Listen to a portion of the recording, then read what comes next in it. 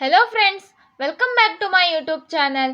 ನಾಳಿನ ಸಂಚಿಕೆಯಲ್ಲಿ ಸೀತಾರಾಮ ಏನಾಗತ್ತೆ ಅಂತ ನೋಡ್ಕೊಂಡು ಬರೋಣ ಬನ್ನಿ ಫ್ರೆಂಡ್ಸ್. ಅದಕ್ಕೂ ಮುಂಚೆ ಯಾರ್ಯಾರಿನ್ನೂ ನಮ್ಮ ಚಾನಲ್ನ ಸಬ್ಸ್ಕ್ರೈಬ್ ಮಾಡ್ಕೊಳ್ದೆ ಹಾಗೆ ವಿಡಿಯೋಗಳನ್ನ ನೋಡ್ತಿದ್ದೀರೋ ದಯವಿಟ್ಟು ಸಬ್ಸ್ಕ್ರೈಬ್ ಮಾಡ್ಕೊಳ್ಳಿ. ಈ ವಿಡಿಯೋ ಇಷ್ಟ ಆದರೆ ಒಂದು ಲೈಕ್ ಮಾಡಿ, ನಿಮ್ಮ ಅನಿಸಿಕೆಗಳನ್ನು ತಪ್ಪದೇ ಕಮೆಂಟ್ ಬಾಕ್ಸ್ನಲ್ಲಿ ತಿಳಿಸಿ. ಮೊದಲಿಗೆ ಸಿಹಿ ಮತ್ತೆ ರಾಮ್ ತಿಂಡಿ ತಿಂತಾ ಕೂತಿರ್ತಾರೆ. ಅದೇ ಟೈಮ್ಗೆ ಅಲ್ಲಿಗೆ ಸೂರಿ ಕೂಡ ಬರ್ತಾರೆ. ಗಮ್ ಗಮ್ ಗಮ್ ಅಂತಿದೆ, ಏನ್ ಮಾಡ್ತಿದ್ದೀರಾ, ಏನ್ ಸ್ಪೆಷಲ್ ಇವತ್ತು ಅಂತ ಕೇಳ್ತಾರೆ.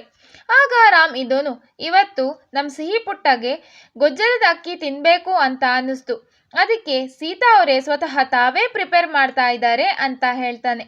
ಅದೇ ಟೈಮ್ಗೆ ಸೀತಾ ಕೂಡ ಬಂದ್ಬಿಟ್ಟು ಎಲ್ಲರಿಗೂ ಸೇರ್ಸಿನೇ ಮಾಡಿದ್ದೀನಿ ತಾತ ಅಂತ ಹೇಳ್ತಾಳೆ.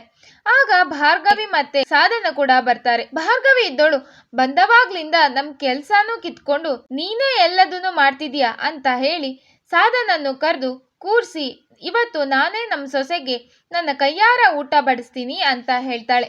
ಎಲ್ಲರಿಗೂ ಬಡಿಸ್ತಾಳೆ. ಆಗ ಸೂರಿ ಇದ್ದೋರು ಟೇಸ್ಟ್ ನೋಡಿ ತುಂಬಾನೇ ಚೆನ್ನಾಗಿದೆಯಮ್ಮ, ನಮ್ಮ ವಾಣಿನೂ ಕೂಡ ದಿನಾ ಬೆಳಿಗ್ಗೆ ಅವಳೇ ತಿಂಡಿ ಮಾಡ್ತಿದ್ಲು, ನೀನು ಹಾಗೆ ಬೆಳಗ್ಗೆನೆ ರುಚಿ ರುಚಿಯಾಗಿ ತಿಂಡಿ ಮಾಡಿಬಿಡಮ್ಮ ಅಂತ ಹೇಳ್ತಾರೆ. ಈ ಮಾತನ್ನ ಹೇಳುವಾಗ ಭಾರ್ಗವಿ ಮುಖದಲ್ಲಿ ತುಂಬಾನೇ ರೋಷ ಕಾಣಿಸ್ತಾ ಇರತ್ತೆ. ಆಗ ಸೀತಾ ಇದ್ದೋಳು ತಾತ ನೀವಿದನ್ನೆಲ್ಲ ಕೇಳಬೇಕಾ, ನಾನು ಖಂಡಿತವಾಗಿಯೂ ಇನ್ಮುಂದೆ ದಿನಾ ಬೆಳಿಗ್ಗೆ ಅಡುಗೆ ಮಾಡ್ತೀನಿ ಅಂತ ಹೇಳ್ತಾಳೆ.